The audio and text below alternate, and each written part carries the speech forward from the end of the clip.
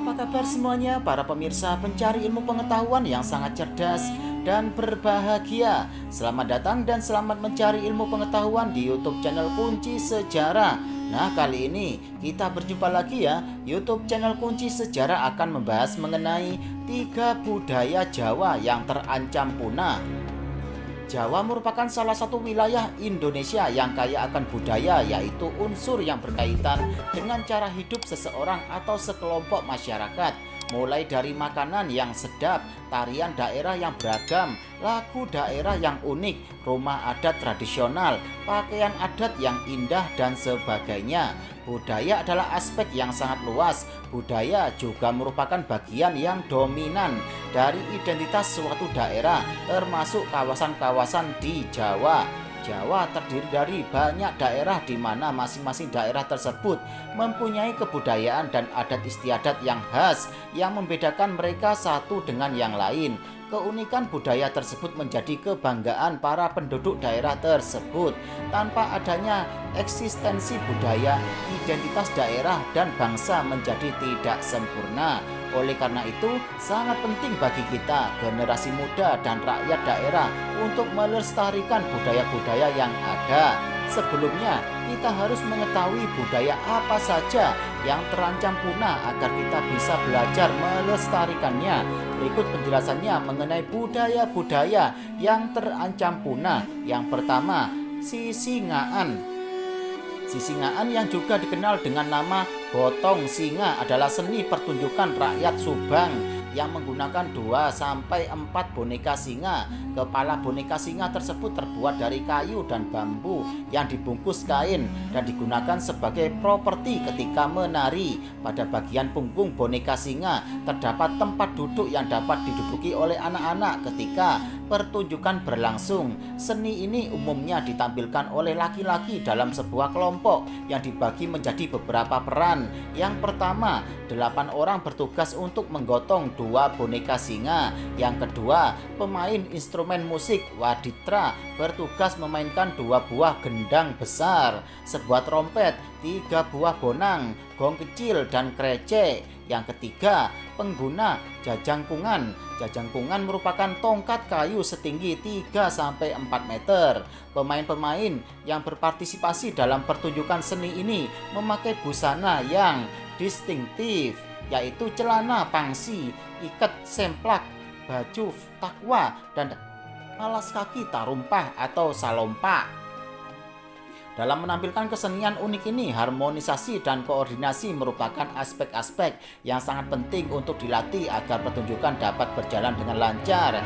Kesenian Sisingaan biasanya ditampilkan pada siang hari yang durasinya tergantung pada luas area kampung yang dikelilingi. Seni ini bertujuan untuk menyambut tamu agung, melantik kepala desa, dan perayaan hari besar lainnya. Seni Gotong Singa diciptakan sekitar tahun 1840 di daerah Ciherang yang dekat dengan Subang. Dalam sejarahnya, Sisingaan merupakan simbol kebencian warga Subang terhadap penjajahan Belanda dan Inggris yang mendirikan perusahaan perkebunan swasta untuk mengeksploitasi perkebunan di Subang.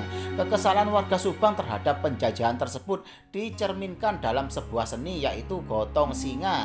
Dalam pertunjukannya ada 2 boneka singa yang ditunggangi dan diduduki oleh anak kecil. Pada kesenian ini, singa merupakan simbol atau tanda dari kedua negara tersebut, sementara anak kecil melambangkan warga Subang. Gerakan anak kecil yang menduduki singa ini menggambarkan bahwa rakyat Subang menolak adanya praktik kolonialisme yang dilakukan Belanda dan Inggris. Seni Gotong Singa ini mempunyai nilai estetika dalam kehidupan masyarakat.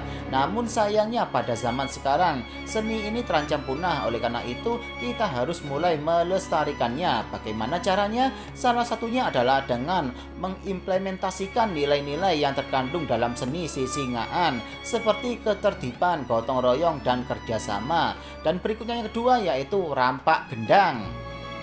Dalam bahasa Sunda, rampak mempunyai arti bersama-sama, sedangkan gendang merupakan instrumen musik gamelan Jawa yang digunakan untuk mengatur irama lagu. Maka dari itu, dapat dikatakan bahwa rampak gendang adalah suatu seni tradisional yang memainkan gendang atau kendang dalam jumlah banyak secara bersamaan. Seni ini muncul sekitar tahun 1970 dan mempunyai fungsi yang sangat dominan dalam aspek seni budaya. Gendang seringkali digunakan sebagai pengiring pertunjukan seperti pada tari jaipong. Selain itu, pencak silat juga menggunakan gendang sebagai iringan. Kata kendang terdiri dari ke dan endang yang berarti cepat. Hal ini sesuai dengan perannya, yaitu untuk mengatur tempo. Pada seni rampak gendang terdapat dua alat musik yang dipadukan dengan gendang untuk memperkaya harmoni dan melodinya, yaitu suling khas Sunda dan gong.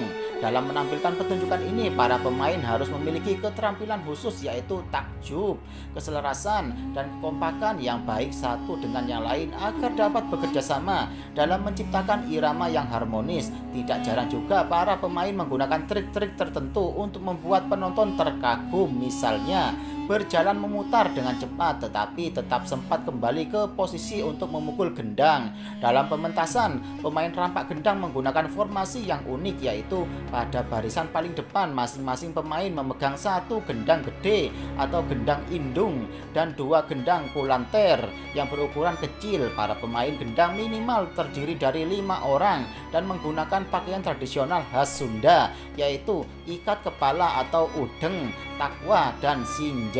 Sementara itu, pemain karawitan atau gamelan berada di belakang atau di samping pemain gendang. Para pengerawit juga bertugas memberikan aba-aba kepada pemain gendang untuk memulai pertunjukan. Pertunjukan seni rampak gendang ini tidak hanya berupa memainkan gendang sambil duduk diam, tetapi juga melakukan gerakan yang melibatkan anggota tubuh lainnya secara energetik, seperti menghentak, misalnya berteriak-teriak agar penonton dan suasana menjadi lebih ceria dan bersemangat.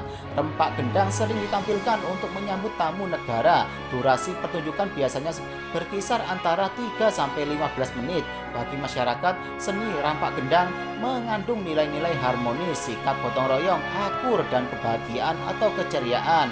Selain itu, seni ini juga menjadi hiburan bagi rakyat. Namun, seperti halnya sisingaan, seni unik ini juga hampir punah. Oleh karena itu, untuk menjaga kekayaan seni dan budaya Nusantara, kita harus melestarikannya. Cara pelestarian seni ini dapat dilakukan dengan banyak cara, antara lain mengingat seni ini dan menerapkan nilai-nilai yang terkandung di dalamnya pada kehidupan sehari-hari kita. Dan berikutnya yang ketiga, yaitu tarawangsa.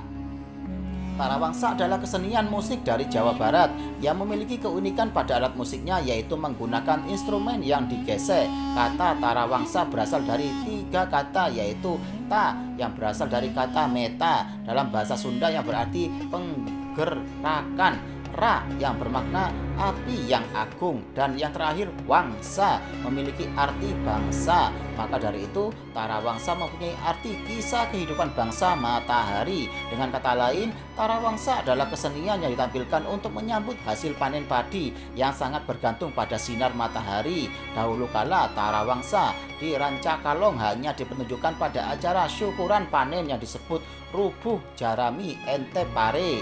Hal ini dikarenakan latar belakang masyarakat Sunda yang mayoritas mata pencariannya adalah sebagai petani, sehingga kesenian ini diciptakan sebagai upacara dan kegiatan pertanian. Dalam setiap upacara, tarawangsa memainkan peran penting sebagai pengiring upacara untuk mendatangkan Dewi Sri. Dalam pelaksanaan tarawangsa terdapat 3 tahap yang wajib dilakukan.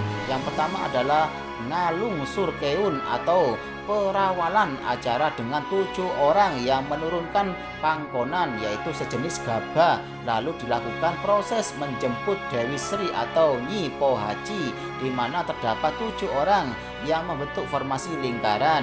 Di dalam lingkaran tersebut ada 1 orang ibu-ibu. Terakhir, nginep keun, yaitu tahap di mana pangkonan dikembalikan ke tempat semula. Nah, sekarang kita sudah mengetahui beberapa dari budaya-budaya yang hampir punah. Kita sebagai rakyat dan generasi yang muda Indonesia harus melestarikan budaya tersebut agar tetap hidup dan tidak terlupakan di masyarakat. Mari kita.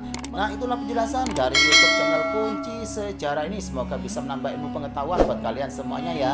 Dan jangan lupa selalu simak YouTube channel Kunci Sejarah ini setiap harinya agar kalian tidak tertinggal informasi mengenai ilmu pengetahuan berikutnya. Sekian, terima kasih, semoga bermanfaat.